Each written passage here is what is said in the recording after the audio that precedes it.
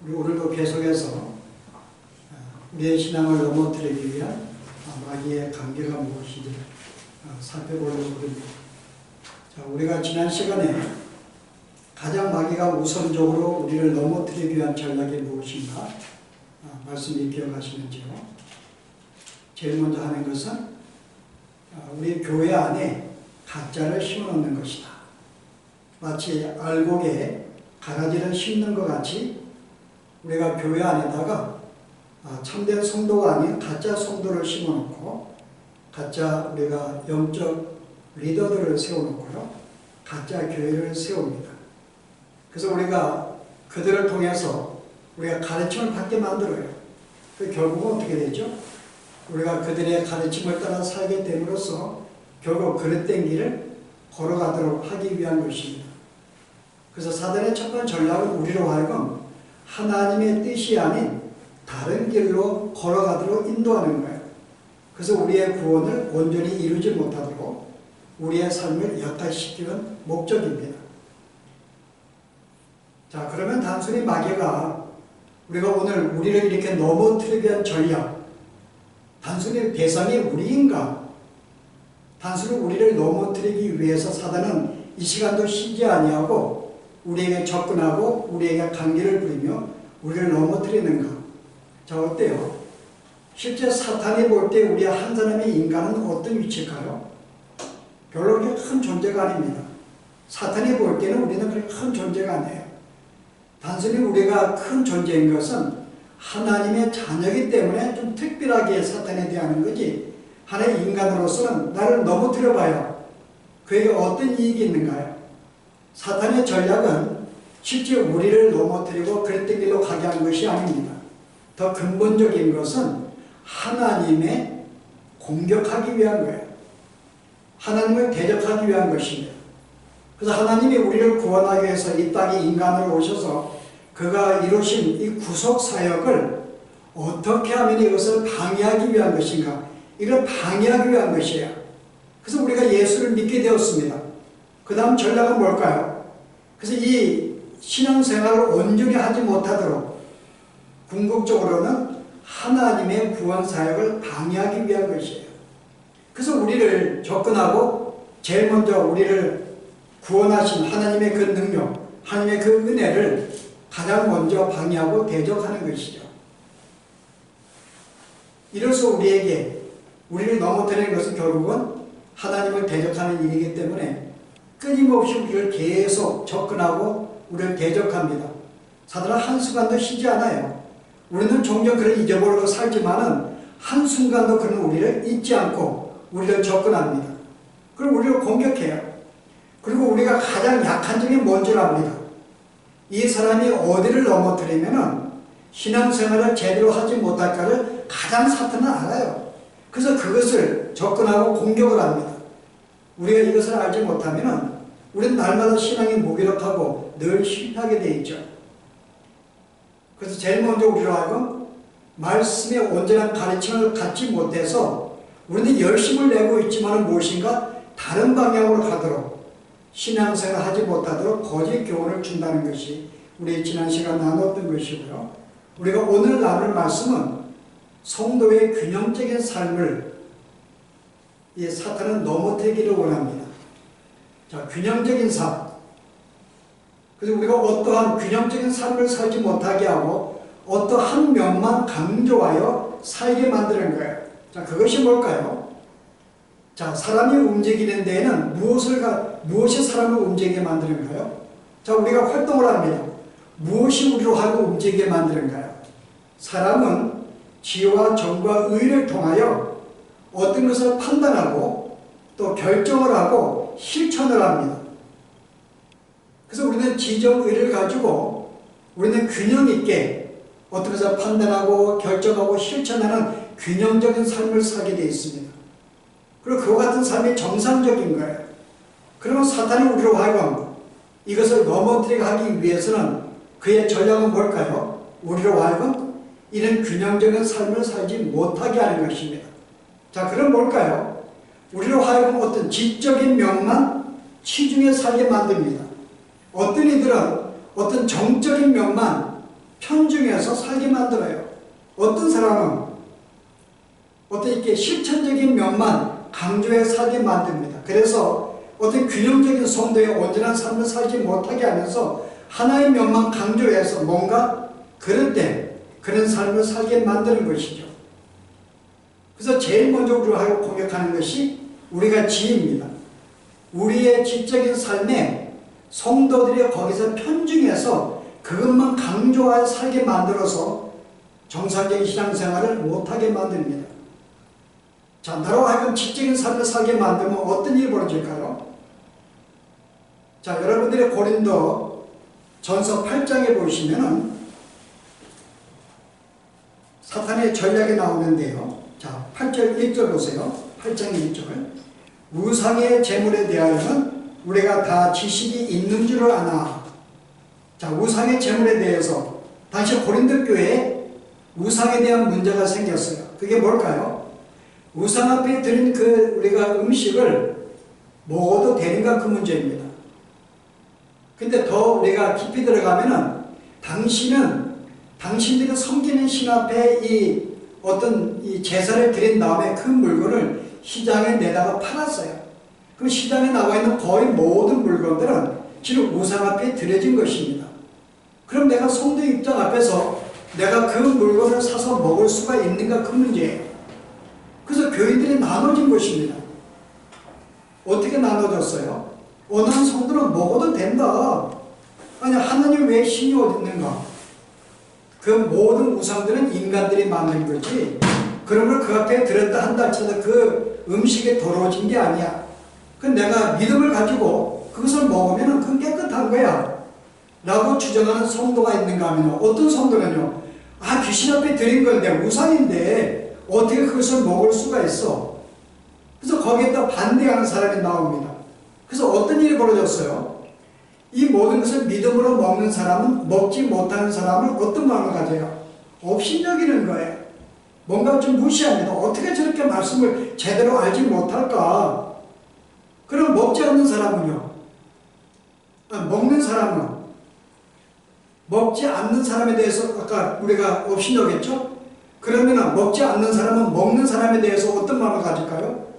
어떻게 우상 앞에 드는 것을 먹을 수가 있어? 라고 비판하고 정죄합니다.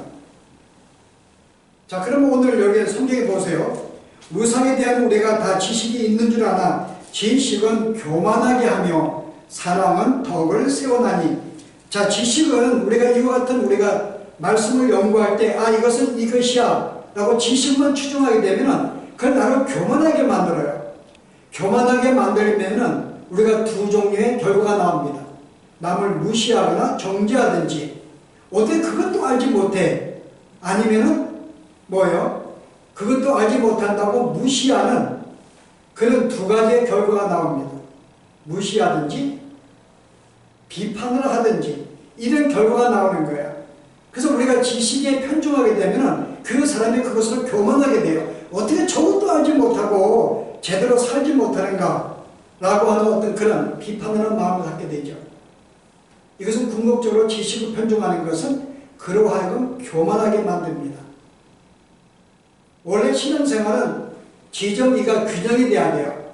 우리가 좋은 예가 우리가 부흥회를 들 수 있는데요. 미국은 몇 번의 대각성 운동이 있었습니다. 그 미국 사람들이 굉장히 교회가 타락할 때에 대각성 운동이 3차에 벌어졌는데요. 그 중에 하나가 에드워드 목사님이 인도했던 대각성 운동입니다. 그때 믿는 자들이 모여가지고 함께 우리가 집회를 가졌는데 그때 증거들은 말씀을 들으면서 성도들이 찔림을 얻고 그냥 그 오랫동안에 그냥 그 바닥에 뒹굴기 시작했어요. 그 성도들이 자기의 죄를 참여하고 고백을 하고 삶을 뉘우치면서 통곡하는 시간이 벌어졌습니다. 그리고 그 후에는 자기들이 추구했던 술집을 문 닫게 되고 도박장을 끊게 되고 어떤 자기의 죄악들을 끊어버리는 그런 결과들을 가져왔어요. 이게 대각성 운동이었습니다. 그래서 그들은 말씀을 들으면서 다시 그 말씀에 도전을 받고 깨달음 받으면서 거기에 감격을 하거나 감사하거나 자기 죄를 뉘우치고 통곡을 하면서 그리고 삶을 끊어버리는 실천적인 명까지 나온 것이 이게 보통 정상적인 성도의 삶이에요. 단순히 말씀을 하는 게 아니고 거기에 감동이 있고 은혜가 있고 실천하려고 그러고 그리고 그렇게 살아가는 삶. 근데 우리가 성도가 오늘 지적인 면만 편중하게 되면 어떤 일이 벌어져요? 이런 논쟁이 생기는 거죠. 그래서 우리가 어떤 문제가 생겨요? 아니 성경에 보았더니 우리가 창세전에 우리가 택했다 그랬는데 그러면 택하지 않는 사람은 뭐야? 하나님은 불균등해? 이제 이런 질문도 하게 됩니다. 세례냐? 침례냐? 우리는 세례받는데 저 사람이 침례를 받아? 어느 게 옳은 거야? 그런 분쟁도 하게 돼요. 우리가 헌금을 할 때 봉투에다가 이름을 써야 되냐 안 써야 되느냐? 우리가 조합해 드리는데 왜 그걸 써야 돼? 이름을 왜 돼? 뭐 인간을 나타내는 거야? 아니 구약에 보았더니 또 봉투에 이름을 써가지고 그 사람이 이름으로 축복해 준 것이 있어요. 성경에 쓰기도 했는데 또 분쟁이 생깁니다. 그 사람이 이런 분쟁 속에 생기는 거죠. 무엇이 과연 옳은가? 지식에 편중하게 되면 이런 분쟁이 생기는 거. 무엇이 옳은가? 우리가 가운을 입어야 되는가 안 입어야 되는가? 성가대가 필요한가 안 필요한가? 수많은 논쟁들이 있죠. 단순히 지식으로만 논쟁이 벌어집니다. 그래서 우리가 한국에 보면은 여러분이 이런 교회가 생겼는데요. 라이프 처치라는 교회가 생겼어요. 여러분 이 교회가 어떻게 생긴 줄 알아요? 라이프 처치. 오른발 교회입니다. 신기하죠? 그 교회가 세조식을 가졌어요. 오늘 교회가. 근데 세조식 할 때 어느 말을 먼저 쓰셔야 되는가 논쟁이 생긴 거예요. 오른발을 먼저 쓰셔야 된다. 오른발도 우리가 거룩한 쪽이기 때문에 아니 왼발이 부정하기 때문에 부정한 건 먼저 쓰셔야지. 교인들이 그거 가지고 분쟁이 생긴 거예요. 그래서 거기에 오른쪽 발을 먼저 찢자고 하는 성도들이 함께 모여가지고 나와 세운 교회가 라이프 처치입니다. 오른발 교회. 아니 아무것도 아닌 거 가지고 분쟁이 생겨버린 거예요. 라이프 처치. 여러분 교회 우리가 이런 일도 있었는데 어느 한 교회가 청년들 수련회를 가졌어요. 그 수련회 갖는 도중에 어떤 구원에 대한 문제가 나왔는데요. 이런 논쟁이 생겼습니다. 내가 구원받은 것은 내가 태어난 영적 태어난 날이냐. 그러므로 우리가 그날을 분명하게 기할 것이 옳다. 너 언제 구원받았어? 종종 구원받으면 그걸 묻습니다. 너 언제 구원받았어? 그걸 대답 못하면 너 구원받은 게 아니네. 어떻게 네가 구원받는다는 거 알지 못해? 우리가 언제 구원받았는가요? 가족이 내가 성령이 내가 임한 것이 언제였는가요? 우리 잘 기억 못해요. 근데 구원받으면 어떻게 그것을 기억하지 못하느냐? 또한 청년들은 아니 그걸 어떻게 기억하냐? 성령이 임하면 내가 언제 내 마음속에 처음으로 온라인 시작했다가 나중에 성장할 때도 깨달으면 크게 갔는데 언제 내가 구원받으면 어떻게 알아? 청년들이 논쟁이 생겨가지고요. 실제 그 집회를 인도하던 그 강사가 그냥 집회 안 하고 나와버렸어. 더 이상 내가 인도 못하겠다고. 너무 논쟁이 생겨서. 여러분 지식에 편중하면 이런 문제가 생기는 거예요. 왜 문제가 생겼는가요? 그 다음에 정적으로 나가지 못했어요. 오늘 뭐예요? 지식은 교만하게 하나 사람은 덕을 세우나니. 우리가 그 다음에 그런 형제를 사랑하게 되면 어떤 마음이 생겨요? 여러분 베드로 전서 4장에 보실래요? 8절의 말씀이 무엇보다도 뜨겁게 서로 사랑할지니 사랑은 허다한 죄를 덮느니라. 내가 지식만 편중하게 되면 서로 논쟁의 끝이 없는데 그 다음에 사랑하는 이 정적인 마음을 갖게 어떻게 돼요? 사랑으로 그게 뭐 큰 문제야. 내가 좀 견해가 다르다 할지라도 너는 함께 구원받은 백성이고 우리가 집안의 식구인데 그게 뭐가 중요해? 사도 허물을 덮어버리는 거예요. 서로 이해하게 됩니다. 그러나 우리가 지식에 편중하게 되면 이런 사람은 나가지 못하는 거예요. 그래서 그냥 새로 싸움만 생기고 논쟁이 생기고 이제 같은 믿음의 식구들이 원수가 되어버리는 거죠. 정적으로 나가지 못했기 때문에 이런 문제가 생겨요. 그리고 우리가 너무 이 지적으로 계속 편중해서 성경만 계속 연구만 하고 우리가 여기에 어떤 감정도 느끼지 못하고 감사와 감격도 없고 어떤 그것이 없고 실천하지 못한다면 또 어떤 일이 벌어져요? 하나의 이 성경 말씀이 우리에게 하나의 이념화가 되어버려요. 그래서 우리의 믿음을 추상화시켜버립니다. 무슨 말인가 하면은 내가 마음으로 믿으면 되지. 꼭 그렇게 교회갈 필요가 있는가? 내가 마음으로 믿으면 되는 거지.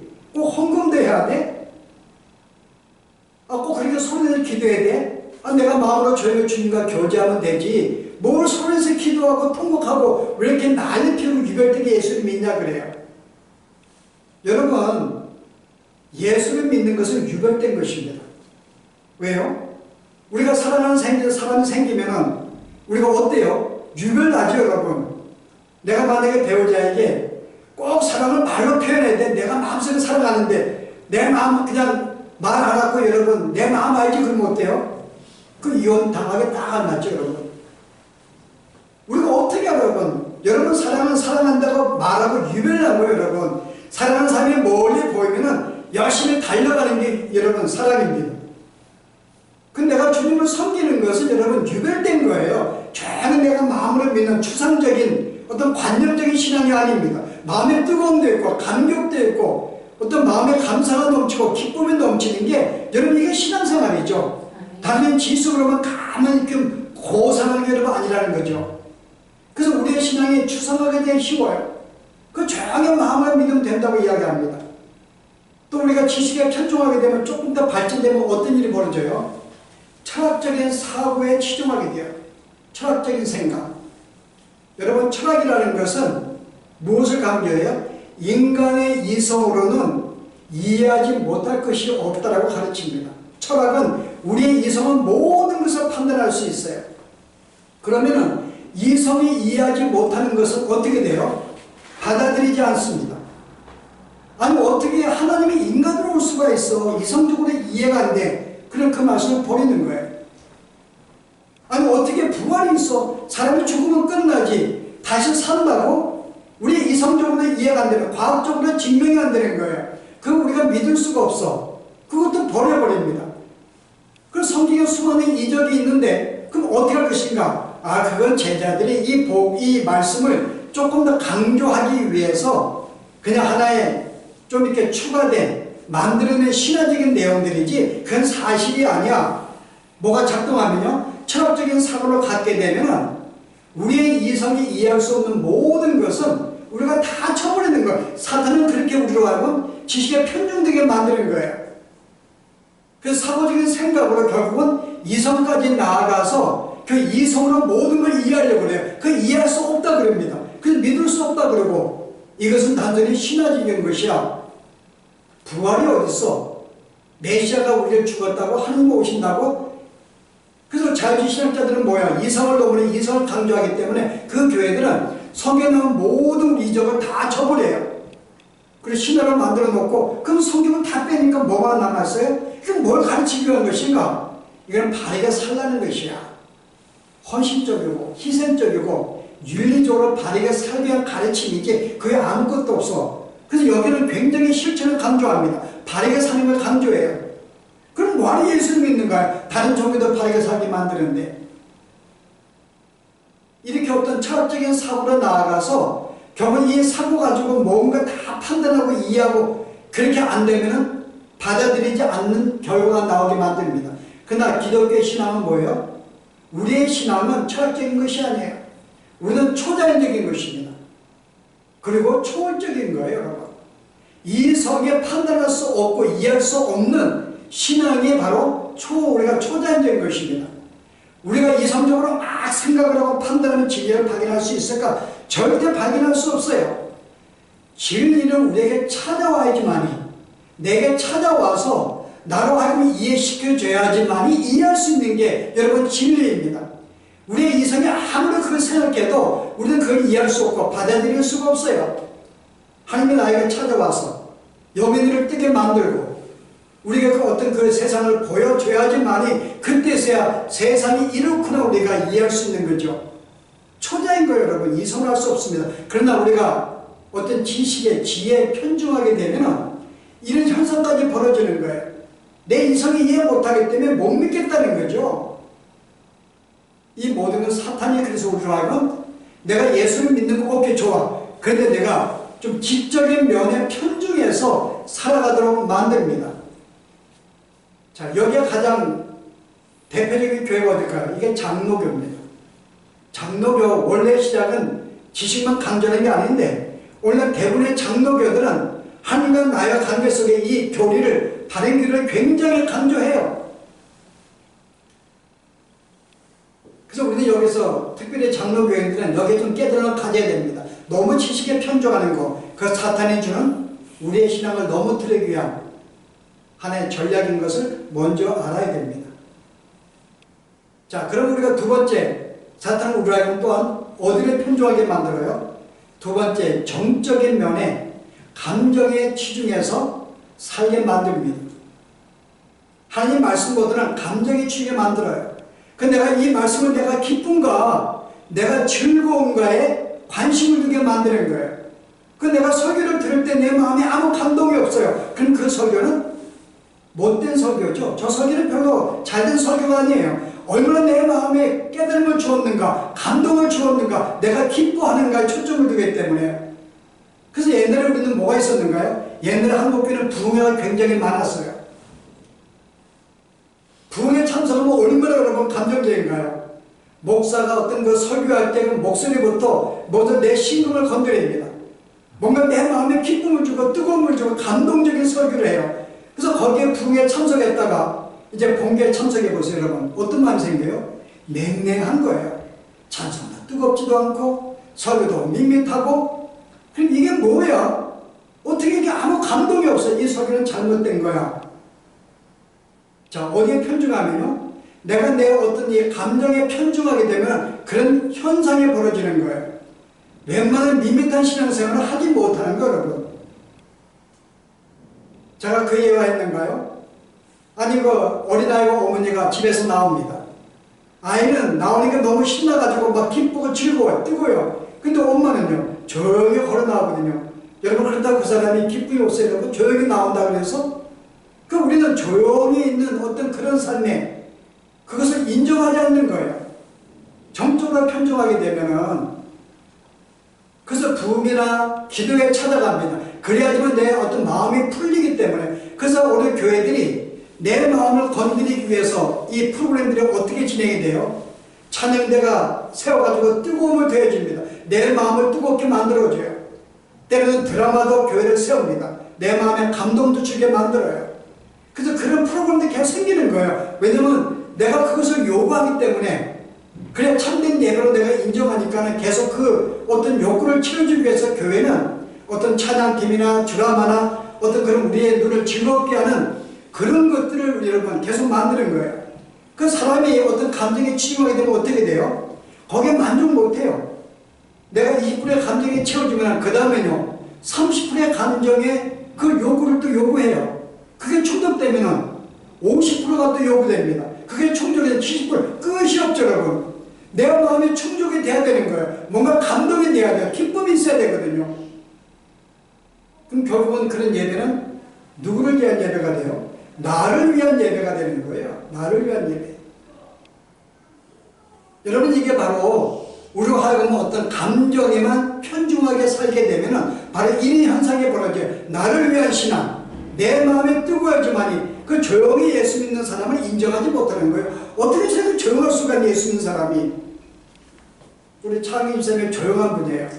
어떻게 저렇게 조용히 믿을 수가 있을까? 조금 더 열정적으로 울고 해야 되는데 어떻게 저렇게 조용할 수 있을까? 그런 문제가 생기죠. 여러분, 그 다음 또 어떤 문제가 생겨요? 사탄이 우리에게 주는 세 번째 어떤 유혹은요, 실천에 편중해 살게 만듭니다. 어떤 우리로 하여금 신앙생활은 삶이야. 내가 실제 움직여야 돼. 사랑하고 봉사하고 나누고 해야 돼. 그래서 계속 실천하게 만듭니다. 자, 그러면 어떤 문제가 생겨요? 계속 실천하게 되면 실천하지 않는 사람들이 정상적인 신앙을 인정하지 않는 거예요. 어떻게 저렇게 헌신도 없어? 어떻게 희생도 없어? 어떻게 저렇게 뭐가 하지도 않아? 그 신앙을 인정하지 않고요. 그럴 때는 그것 때문에 비판하게 되고 정죄하게 되고 그 신앙을 무시하게 되고 인정하지 않게 되는 것이죠. 자, 이렇게 여러분 실천하게 되면 어떤 여러분 위험성이 생겨요? 어떤 위험이 생길까요? 실천하지 않으면 여러분이 마태복음 6장에 보시면요, 당시에 바리새인들이 나오는데요. 6장 1절 보세요.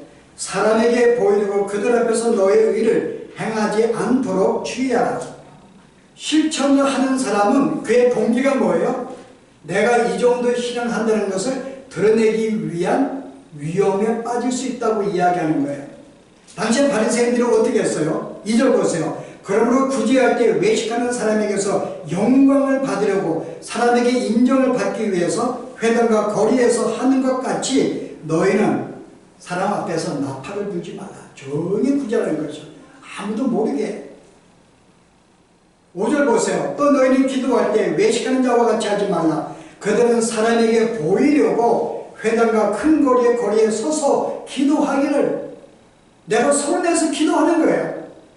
남에게 보이기 위해서, 인정받기 위해서. 결국은 내가 이렇게 실천을 내가 편중하게 되면은 결국은 그렇게 살지 못하는 사람을 내가 인정하지 않을 뿐만 아니라 궁극적으로 뭐예요? 나는 이 정도 실천하며 살아가 자기를 증거하고 자기를 자랑하고 남에게 인정받는 위험으로 나아갈 수 있다는 걸 보여주는 거예요. 남에게 내가 계속 이렇게 신앙을 보여줍니다. 그래서 그렇지 못하는 사람들을 비평하는 거죠. 어떻게 저렇게 열정도 없고 실천하지 못할까? 내가 365일 계속 저를 지켜봐도 조용한 거에 아무것도 하지 못하고. 여러분, 근데 여러분 속으시면 안 돼요. 우리도 모두가 다 이렇게 실천할 수 있는 게 아닙니다. 우리가 종종 이 남편들이 아내와 신앙생활을 비교할 때 대부분의 가정이 아내보다 열정이 없는, 실천이 못하는 남편을 볼 수가 있어요. 여러분 그렇잖아요? 그래서 내가 아내를 봤더니 이 아내가 얼마나 열심인지 모르는 거예요. 새벽 기도에도 가고 이렇게 봉사도 하고 시간 나면 쳐다가기도 하고 나는 그렇게 못하는데. 여러분 이건 신앙의 문제가 아니에요. 여러분 여기 속으시면 안 됩니다. 남편은 아침부터 나가서 온전히 일하는 거야. 밤늦게 들어오는데 어떻게 그 사람이 남을 찾아가 그를 섬길 수가 있고 밤늦게 들어오는 사람이 새롭게 참석할 수 있을까요? 체력적인 문제죠. 환경의 문제죠. 여러분 와이프는 그래도 시간이 있어요. 집에 살림을 하면 시간이 있으니까는 새벽에도 갈 수가 있고 남을 찾아가 봉사할 수 있는데 남편들은 뭐예요? 물론 똑같은 조건이 주어졌는데 못하는 것은 문제지만 어떤 우리가 이것도 여러분 참고해야 돼요. 그러면 우리가 꼭 그렇게 행하지 못한다 그래서 모든 것이 문제라고 보면 안 되는 것이죠. 때로는 길적인 면도 있어요. 여러분. 어떤 사람은 외향적으로 나서기 좋아하는 사람이 있는가 하면 어떤 사람은 조용히 하기를 원해요. 남에게 서면은 떨리고 두렵고 부끄럽기 때문에 그냥 조용히 숨는 사람이 있어요. 그럼 외향적으로 막 이렇게 움직이는 사람은 내향적인 사람 볼 때는 아무것도 안 하는 것 같아요. 그들은 조용히 뒤에서 숨어서 봉사하고 그러지 않기 때문에 뭔가 문제가 있는 걸로 보이죠. 여러분 이것도 있어요. 여러분. 그럼 우리가 외향적으로 실제로 활동하고 그렇지 않는 사람 볼 때 뭐 잘못된 게 아닙니다만은 근데 우리가 정상적인 직접을 갖고 거기에 감동받고 결정하면은 실제는 정상적으로는 실천하고 오는 게 옳은 거죠. 내가 환경에 주어졌음에도 불구하고 하지 않는 것은 이것은 문제입니다. 그래서 사탄은 우리로 하여금 어떤 지혜와 정과 의에 대해서 어떤 균형적인 삶을 살게 만드는데요. 살아야 되는데 사탄은 그런 삶을 살지 못하게 하는 거예요. 어떤 이들은 지적에만 치중해서 계속 지식을 추구하게 만든다면 어떤 사람은 어떤 정적인 면에 감동을 주고 기쁨을 주고 뜨거움 있는 삶을 살게 하는가 하면요. 어떤 사람은요. 실천, 행동하게만 만드는 거예요. 그런 사람은 지식에 별로 감동 없어요. 여러분 뭐가 있어요? 순복음교회는 어디에 감겨 있을까요? 감정적인 거죠. 거기는 뭔가 감동이 있어야 되고 기쁨이 있어야 되고 즐거움이 있고 뭔가 어떤 은혜가 넘쳐야 되는 거예요. 실천적인 교회는 뭐예요? 어떤 교회가 있을까요? 감리교회죠. 감리교회 처음 세워질 때는 장로교에서 뛰어나온 사람들이에요. 장로교가 너무나 지적인 추종하니까 어떻게 신앙은 삶인데 저렇게 지식론을 추구할 수가 있어. 바른 교리 그것보다도 우리가 실천해야지. 그래서 어떤 기도하고 나만 찾아 구제하고 용서해주고 어떤 그런 삶을 강조하기 위해 세운 것이 감리교회입니다. 나중에 그게 또 잘못돼가지고 또 거기에 생긴 것이 살베이션 아미예요. 실제 구제하는 것. 여러분 지금 우리 주위의 교단을 보면은 그 교단들이 엄밀하게 보면은 정상적인 게 아닌 균형이 없어요. 장로교회는 지식에 치중하는가 하면 어떤 순복음교회는 감정에 치중하고요. 감리교회나 다른 교단들은 어떤 실질에 치중하는 거예요. 실제 없는 성경. 그런데요, 우리는 지와 정과 의가 균등하게 우리는 해야 되는 거예요. 그럼 우리가 내가 어떤 신앙생활 삶에 있어서 어떤 내가 치중하고 어느 한 면에 치중하고 있는 것을 어떻게 내가 알 수 있을까? 여러분 어떻게 알 수 있을까요? 간단하게 한두 가지만 기준 세우면 됩니다. 내가 하고 있는 행동이 점점 나를 거룩하게 만들고 있는가?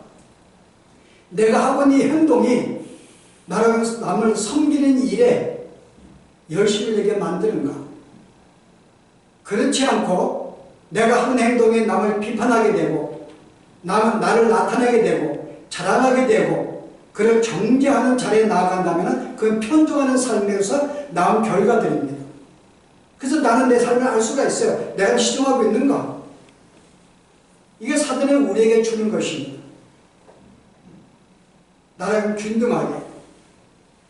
그래서 철학에 우리가 깃든 사람에 대해서 우리가 바울은 우리에게 뭐라고 고민하는가 하면요, 여러분이 빌립보 3장 4절에 보면요, 그러나 나도 육체를 신뢰할 만하며 만일 누구든지 다른 이가 육체를 신뢰할 것이 있는 줄로 생각하면 나는 더 그러하다. 바울은 나는 육체를 신뢰하면 너무나 많아.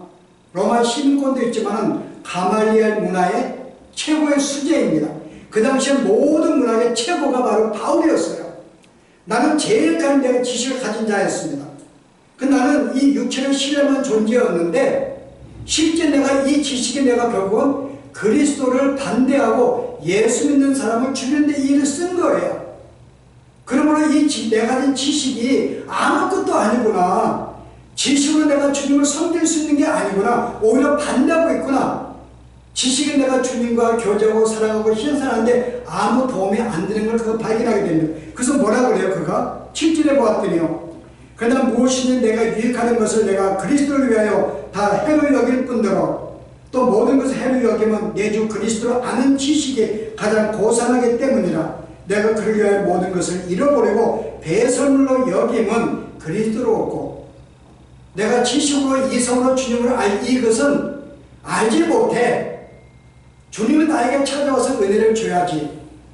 그래서 우리가 필요한 것은 주님은 나에게 항상 은혜를 주시고 나에게 깨달음을 주시고 나에게 교훈을 주시고 내 말 붙잡아주니 우리가 이것을 강구해야 되지. 우리가 이성으로 내가 신앙을 내가 제대로 알아서 내가 제대로 믿어야 이거 여러분 꿈을 깨라 그 말입니다. 바울은 그래서 나도 이런 지식이 있지만 나 이거 신뢰할 수 없어. 지식으로는 하나님을 알 수도 없고 구원을 받을 수가 없기 때문에. 그래서 그리스도만을 자랑한다는 거예요. 십자가를 자랑한다고 이야기합니다. 그래서 여기에 대해서 베드로도 우리에게 뭐라고 이야기를 해요? 베드로전서 4장에 보았더니요, 아니 베드로보다 골로새서 2장 보십시다. 8절의 말씀, 누가 철학과 헛된 속임수로 너희를 사로잡을까 주의하라. 이것은 사람의 전통과 세상의 촌 학문을 따르며 그리스도를 따르니 아니니라. 오만 지식이 안에 편중해 사는 것은 뭐라 그래요? 철학을 따르는 것이고 이것은 사탄이 우리에게 헛된 속임수야. 그러므로 이것을 주의하고 어떤 이로 말하며 세상의 전통과 세상의 초등학문을 따르지 아니하고 실제 그리스도가 나에게 찾아와서 주신 은혜로 말미암아 살아가려고 우리에게 이야기를 합니다. 자, 우리가 오늘 이 말씀을 기억하시면서 우리는 균형적인 삶을 살 필요가 있습니다. 그래서 바울은 우리에게 오늘 6장에 계속 우리가 다음에 계속 말씀을 나눌 텐데요, 우리로 하여금 균형적인 삶을 살게 만들어요. 그래서 우리가 제일 먼저 어때요? 너는 먼저 이 말씀의 검을 들라 그래요. 전신갑주를 취하라고 이야기합니다. 전신갑주는 온전히 무장하는 것인데 칼만 들어서는 안 돼요. 말씀의 검을 들라. 그리고 그 다음 뭐예요? 믿음의 방패를 가지고 뭔가 구원의 확신을 가지고 어떤 구원의 투구를 쓰고 흔들리는 확신, 마음의 기쁨과 감사가 넘치는 투구를 쓰고 진리의 허리띠를 뜨고 평안을 매는 신발을 신고 움직이라고 이야기해요. 이거 하면 전신갑주예요. 우리가 오늘 하나만 무장되면 안 됩니다. 말씀의 검도 가지고 구원의 확신도 가지고 실제 우리가 진리의 띠를 입고 평안의 신을 믿고 우리 세상에 나아가서 말씀을 증거하고 행함 있는 이런 삶을 살라고 하나님의 전신갑주를 취하라 합니다. 그래야지만이 우리는 사탄에게 넘어지지 아니하고 우리의 균형적인 온전한 성도의 삶을 살 수가 있습니다. 오늘 이 말씀을 붙잡으면서 다시 한번 내가 어떤 삶을 살 수 있을까? 너무 내가 지적으로 편중해 있지 아니한가? 내가 너무나 어떤 감정에 치우치지 아니한가? 내가 너무나 실천에만 치중하고 있지 아니한가? 오늘 기정의가 온전히 이루어지만이 성도의 바른 삶인 줄 알고 이런 마음으로 소원하시면서 주께 은혜를 구하면서 이런 삶을 사시길 바랍니다. 기도하십시오. 은혜로우신 주님,